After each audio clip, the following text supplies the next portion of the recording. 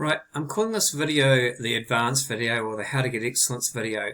However, it doesn't mean you shouldn't watch it if you're not gunning for excellence.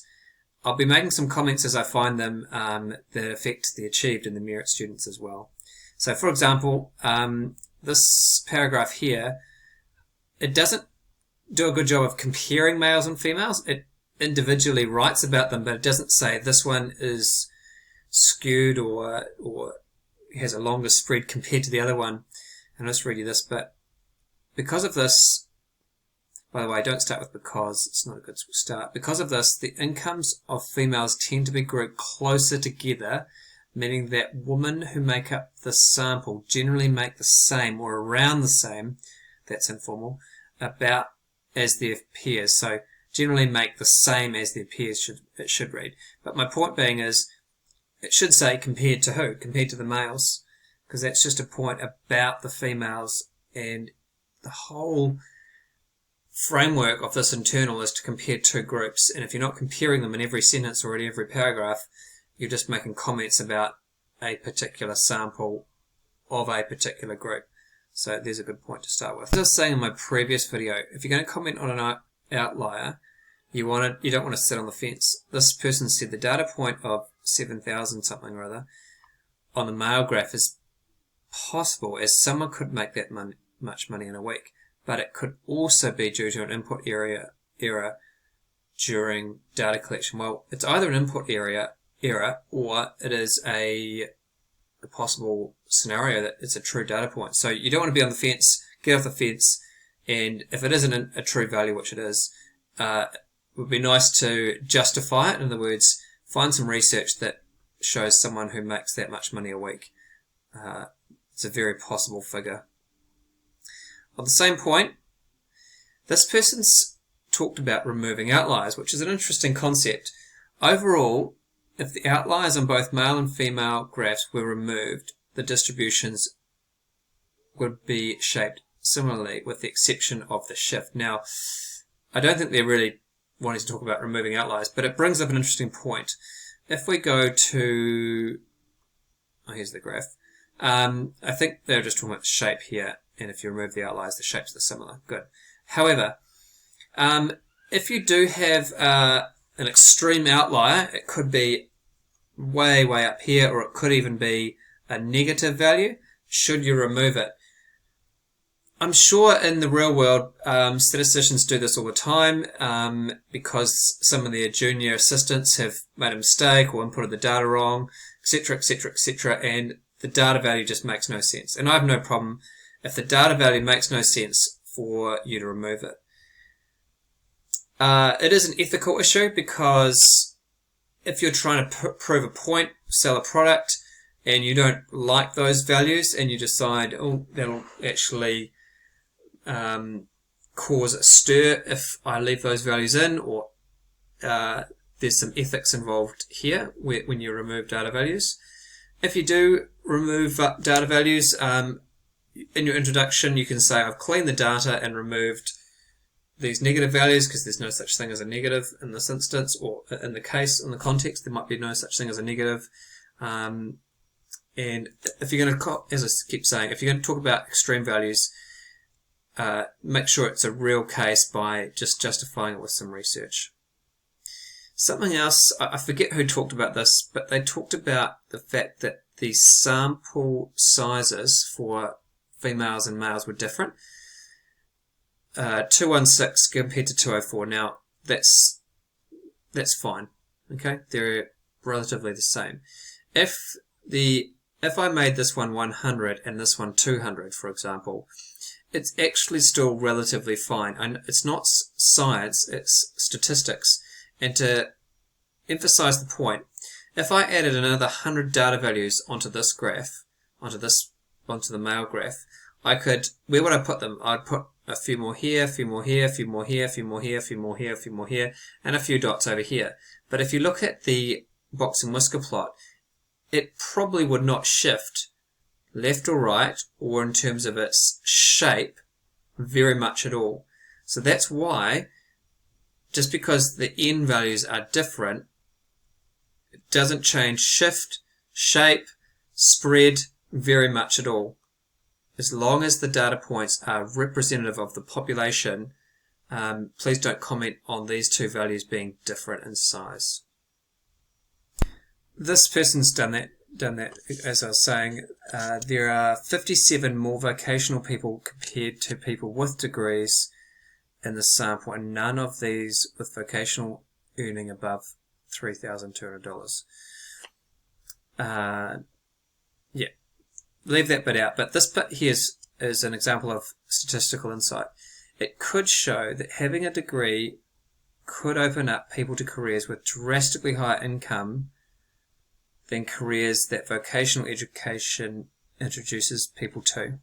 So basically they started off with saying people with degrees have a much wider range, and they've used the figures to say where they've seen that, and then they've been able to justify it and say what it could show. This is better. Both graphs are bell-shaped, right skewed. Though the graph for degrees is much more right skewed than the vocational education graph, reinforcing the idea that people with degrees are more likely to have better chance at earning an above average salary. So they've seen past the data and made a good, nicely worded comment about what a right skewed or larger right skewed graph means for those with degrees. What have I said here? Okay. This is some more insight. This person's talked about shape and the right skewedness of the data. This could be due, again, to the fact that women typically take on the role of that less women typically take on the role of employment when they choose to start a family, which could cause a decrease in the number of working women for longer periods of time, affecting how much work, thus affecting the amount they are paid. Great insight, great thinking about the data or behind the data. So I'm going to make a couple of points here. This person's done really well overall, but they've sort of got some things in the wrong places, which kind of limits the overall grade. They've said under spread, this can mean that people with degrees do have a slightly higher income than people without degrees. Sort of correct. Normally that sentence would be in the median section, in the shift center section. I think what they're saying here is that a larger spread for degrees means that people with a degree seem to have the potential to earn higher amounts of income compared with the more predictable limits non-degree holders have. Okay, so it's just subtleties on that sentence. This is an interesting comment here. In the median section, they've said, because of the small difference between both medians, it cannot be a proper representation of the wider population. This is a great observation, and it is a good point to make. Does your sample represent a true representation of the wider population? It's very valid. It doesn't go in this section. It goes in the conclusion to start with. And as an excellent student or someone gunning for an excellence grade, you need to introduce your topic and say where the data came from. And then in the conclusion, you need to discuss whether you trust the inference that you've made based on some evidence of your sample being a true representation, true random sample from your population. Either it is or it isn't, and you need to justify it. And that's my point here. This person says it cannot be a proper representation of the wider population due to something variability. Well, it could be representative, but we know that sampling variability is that idea that another sample will produce another result. So again, put this idea in the conclusion. Introduce your topic saying where your sample comes from, how it was collected, and then critique it in the critique whether your sample is a representation of your population in your conclusion, not under median. Last point on this same one was, in each section you're going to have to say, what do you see, where do you see it, and what does it mean? And this person's had a pretty shallow go at the shape. First of all, they got the shape wrong, it's not uniform. But secondly, what they've said is this means the difference between both graphs is small. It almost looks like they haven't finished the sentence, to be honest, and they've submitted it like that. So I'll leave that point.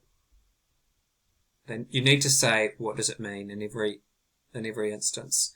If you comment on a difference, say what it means, and try to relate it back to the population.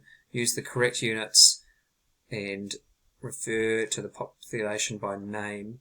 New Zealand women and working males, something like that. I'm not going to read it out to you word by word, but if you read from pause the video and read from the minimum and read to the end here, I think you'll agree with me that this 3 or 4 sentences here is great statistical insight. Well done, whoever that was. Again, pause the video here and have a read of this. I'll read you the last sentence here, and this is about an unusual feature. This may entail no or not enough women with similarly exceptional careers of positions in the field of work they were recorded. Fantastic sentence. This opens a whole can of worms here. Are the jobs equivalent? And they could have sort of expanded on this a bit further, in fact. Were the men and women working in equivalent jobs, or are they completely different jobs? Second point, I thought this was fantastic too. This may be because some of the workers are interns, so this is about the negative. There were males and females who earn nothing or lose money each week. This may be because some of these workers are interns who are gaining work experience, or people who are paying off for the sum of damages or unpaid bills in working for who they need to pay. Fantastic insight and justification of an unusual feature.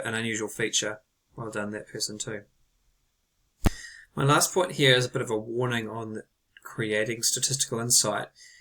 Some people end up getting so excited about the insight that they end up on doing a research project as opposed to a statistics project. I just want sort of a couple of sentences here and there that are valid, that you can back up with research, and I don't want you to end up going down a path that's not necessarily true. Here's an example, and you can pause the video again, but this person sort of got on to politics, which is sort of getting away from the scope of the introduction.